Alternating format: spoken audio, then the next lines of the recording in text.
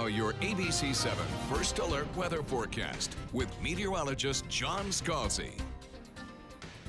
So we watch rain showers on radar this morning, producing some fairly good coverage over the last hour or so. That coverage has expanded, and I think we'll have kind of a wet drive time really right straight through the next couple of hours. So if you're going to be commuting this morning, just watch for some ponding of water on roadways, because we have had some periods of some fairly heavy rainfall. In fact, we have that ongoing at this moment, particularly in inland areas. One heavier storm lifting up now out of Punta Gorda on its way to Arcadia. About 15 minutes from now, Arcadia, you're going to get a heavy downpour of rain, and in fact, it's going to leave some ponding water on some of your roadways out there. The rainfall rates are impressive, and it's part of a stream of moisture coming up from the south that promises us those good rain chances. For most of today, I think we're going to have kind of a cloud-covered deck that's keeping our temperature down just a little bit, and it certainly won't be a Chamber of Commerce day or particularly a beach day at that. We're looking at one shower, light shower, now moving through Parrish, and that will head north into Hillsborough County in just a few minutes, and a scattering of showers, light to moderate rain falling now just to the south of that along 64, exiting 64. But it's really this cell right here that has actually produced a few pops of lightning now that we continue to watch. The core located in interior parts of Charlotte County is probably going to basically get a little bit weaker as it lifts northward, but still maintain a fairly heavy downpour of rain as it lifts northward up toward Arcadia. We'll watch these showers kind of encompass a lot of State Road 72 over the course of the next half hour or so. And as I mentioned, as you get down into this core of heavier rainfall, you can look at rainfall rates of 3/4 of an inch per hour over 72. And even though this system is moving fast and total rainfall amounts will not be that great, you will get sudden bursts of heavy rainfall along 72 that could produce some ponding there. So watch for that. We'll have these showers kind of lifting north really for the next couple of days, I think, until we start to work in some drier air from the Atlantic of all places.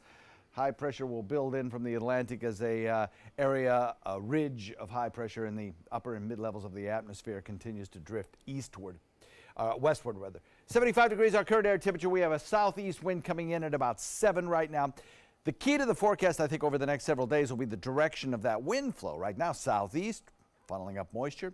Eventually out of the southwest over the weekend, and that changes things. We'll talk about that in a second. Hour by hour, futurecast. The showers to the south of us lift north. Arcadia gets really wet over the course of the morning hours. The rain showers, I think, kind of expand across the region, and it's a sloppy morning commute. By afternoon, we might get a little bit of a break here and there, but the rain chances will be going up again as we head into the evening, and some of the showers will produce some fairly heavy rainfall before tapering off by midnight. And then tomorrow morning, we'll probably do it again. We just won't have as heavy and widespread a rain shower chance. So we still watch Alberto, now just a little bit of a depression, kind of an extratropical low, rather. And it's producing some fairly heavy rainfall in Kentucky. The Hurricane Center no longer issuing advisories on this system. It's been handed over to an agency that predicts heavy rainfall, and they are looking at flash flooding on the western sections of Kentucky today. Down to the south, the plume associated with that high pressure ridge and the upper levels of the winds coming out of the south continue to bring us cloud cover throughout the day today and tomorrow, and sizable amounts of moisture indicated here by the turquoise through the Florida Straits. That's all lifting northward until the dry air back to the west of us is picked up and brought into the picture by the ridge of expanding high pressure. That promises us with a little bit of drier weather for the weekend. Also, as our winds shift more to a southwesterly direction over the weekend, we start to get morning showers near the coast Saturday and Sunday, followed by the showers all moving inland later in the day. South wind at about 15, becoming southeast, so a couple of days of wet weather. Rain shower chances at about 70% today, 50% tomorrow.